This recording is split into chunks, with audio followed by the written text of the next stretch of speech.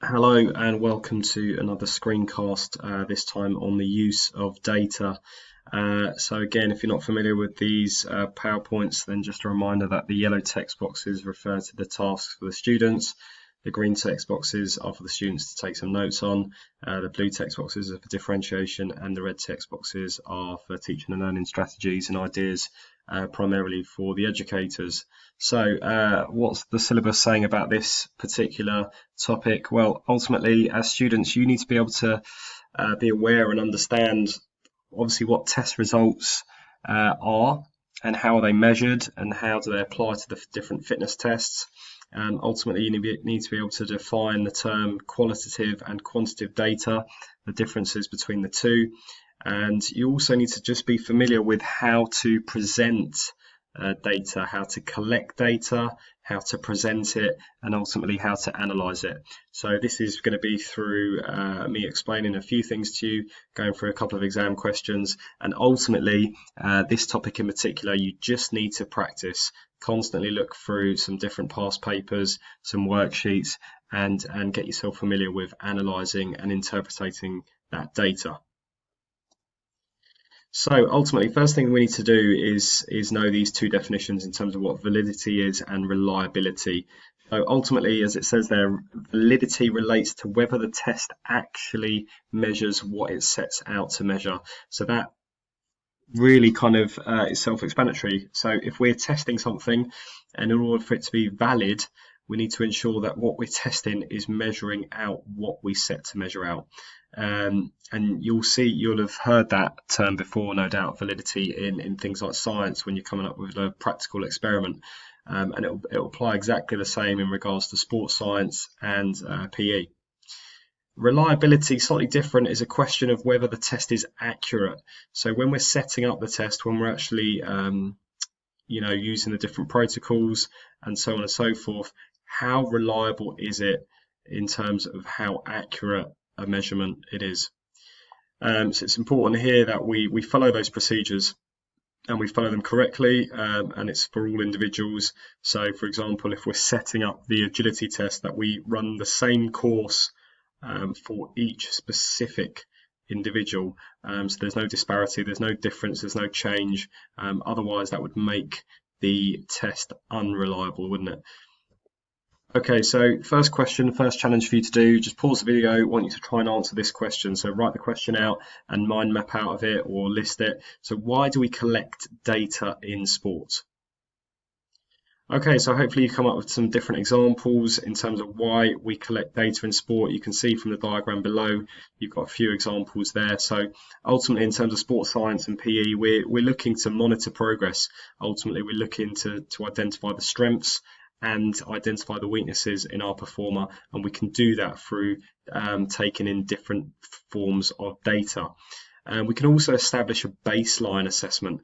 By that, we are talking about we're going to come on to normative data shortly, but a baseline gives us a general idea of an average within the group of where people are. If we've got a group of 30 and they've all performed the sit and reach test, we can take an average baseline in terms of how students did to measure the average of the class. It can also aid motivation, and also we're looking at sort of measuring success ultimately. So whether it be in our personal exercise program, if we collect data at the start of it and then we collect data at the end of it, we can actually see whether we've made any improvements during the course of our training session.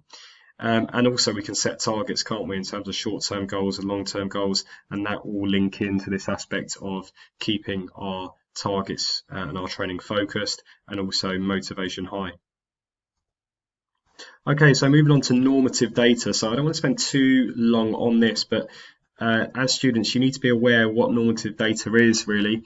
And in essence, it's basically collated by an industry, by the government, by specialists in that field, where they kind of look at analysing average test results, and they take an average figure based on the test results. So here I've given an example of the sit and reach test and just finding some normative data on that for men and women. So for each of the fitness tests, you can Google, you can find out some of the normative data, and some of it will be detailed like this one, and some of it will be a little bit vague, whereby they haven't perhaps done the test to enough people to give that normative data.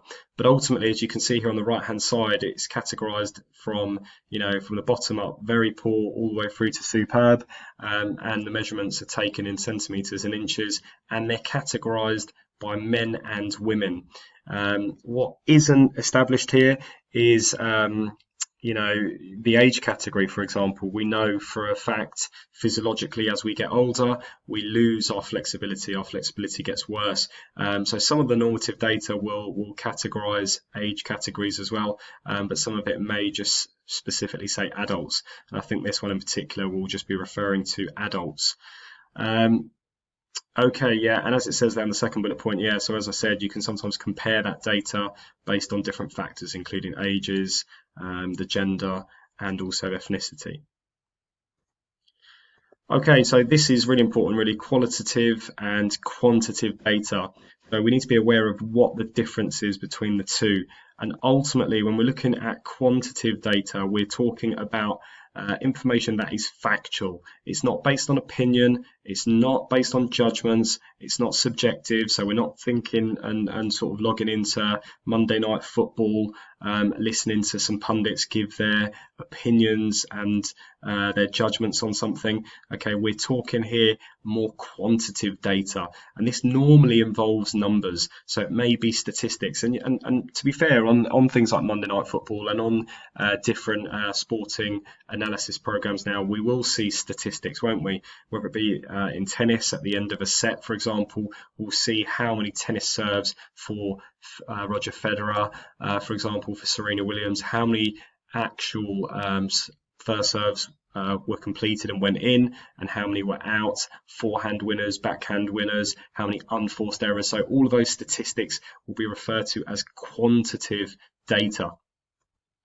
The flip side of that is qualitative data. So this is looking at data which is concerned about thoughts and about opinions, so much more subjective here, where we're giving our own impression from our interpretation of what we see during the sporting activity. Again, it was worth just pausing your screen here and just thinking about what are the examples of quantitative and qualitative data. Okay, so hopefully you come up with a couple of examples, but specifically for the exam, we need to know that, for example, quantitative data will be things like surveys and questionnaires, and qualitative data will be more things like interviews and observations. Okay, so again, I don't want to spend too long on these examples, but again, I just want you to read through this question and have a go at seeing if you can answer it. Okay, so some of the answers to this, obviously, when you looked at the data, when you looked at the information, obviously we can see the lines representing men, women, and all, and you could have got a few of these points down really in regards to the graph. So men are generally closer to the expected guidelines than women. That could be one observation. Two, you could have mentioned about the fact that men are higher in their physical activity rate than women for all age ranges. So you can see the bottom axis, the x-axis, okay, referring to the age, and the y-axis referring to the percentage. And then finally, the difference between men and women's figures is the highest at the youngest age range, so between 16 and 24. That's where we can see there's a big difference between women and men.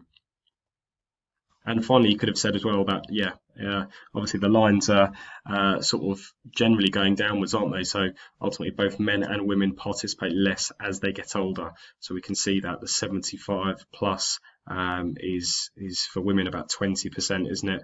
And for men, it's around about just over 30%, isn't it? About 35%. Okay, so again, pause the video, see if you can answer this question next, see if you can actually plot this graph using the information you can see from the table. Okay, so hopefully you came up with a plot, the graph of this. You've also labeled your graph. That's really important. The x-axis and y-axis there. That's going to hopefully get you the appropriate mark for that. So really important that you've tried to interpret that data from the table and you've plotted it accurately onto your graph. Okay, so once you've got your plotted graph, okay, let's see now whether we can answer this next question. So again, pause your video. Okay, analyze the data as shown in the table and now from your graph. Okay, and can you consider what happens to the athlete between the 4 and 6 minute and the 6 and 12 minutes? So can we now interpret what's going on? Can we analyze what's going on? Okay, so answers to this then in terms of how you've analysed your graph. Between the 4 and the 6 minutes, you could have mentioned the fact that there's an increase in intensity, isn't there? The line's sort of going upwards from 4 minutes to 6 minutes, and ultimately there could be an increase in intensity, or there could be an increase in running speed, and also it could be the fact that we're starting to run, we're starting to exercise after our warm-up, perhaps. You could have mentioned about arousal actually as well. That would have got you a mark here. So this anticipation, this kind of mental state of readiness, that's what I mean by sort of arousal at this particular stage. So therefore it's elevating our heart rate. And then between the 6 and the 12 minutes, you can see there that the lines kind of plateau, don't they? That as soon as it's increased from 4 to 6 minutes, it's then kind of leveled off, and ultimately the intensity roughly remains the same, doesn't it? So that means we could be running at a fairly constant pace. We're not really changing our pace then in terms of how we're running. So this could be a form of perhaps continuous training between 6 and 12 minutes, where we're going on a steady jog, steady run. Okay, another one for you to have a go at. Again, look at the table and see if you can now try and apply the SMART principle to this question. In terms of answers, you could have talked about the accepted principle here, the A in SMART. Okay, so obviously Milo needs to ensure that he agrees the target that he's going to set for week 5 with his coach. And ultimately, you can see there as it's gone up incrementally, sort of 22 to 30 to 36 to 38 in terms of week 4. There's a big jump then, isn't there, to 64. And ultimately, he needs to be a bit more realistic, perhaps, in terms of how many putts he's going to make, because there's a real big jump from week 4 to week 5. So needs to make that target a bit more realistic, and obviously it's maybe too high in comparison to the other results, so might need to come down a little bit, so somewhere between sort of 40 to 45, I'd imagine. And finally, in terms of for the teachers, in terms of teaching and learning strategies, really, I can't emphasize enough that in this task especially, you've really got to provide your students with worksheets so that they can interpret some of this data, they can analyze it through different questioning, and they can actually sort of just read through some of that data. What is it actually trying to get the students to do specifically? Analyze your own fitness data. I think this is really important. If you're looking at fitness tests and then you're moving on to analyze that data, this topic and this kind of topic of 2, 3, 4 lessons really kind of embeds that, doesn't it? So you give the students some ownership in analysing their own fitness data. They'll be more engaged, I think, with it, the fact that they're analysing their own data from maybe some of the fitness tests that they've done, and this can be sort of interpreted as well when it comes to looking at their personal exercise program. And finally, some practice exam questions, just like we've done in the previous few slides. You've got to go through those practice exam questions, ensure that when you've got some students coming up with some really good answers, that you model those answers, you try and show them to the rest of the class. Really important to get the students to understand specifically how to answer these questions, because ultimately, with these questions, I feel the answer's there, isn't it? Ultimately, it's just interpreting that data. It's in front of them, and they have to apply their skills in terms of interpretation and actually analyse it. Okay, best of luck with this. Hope this was useful.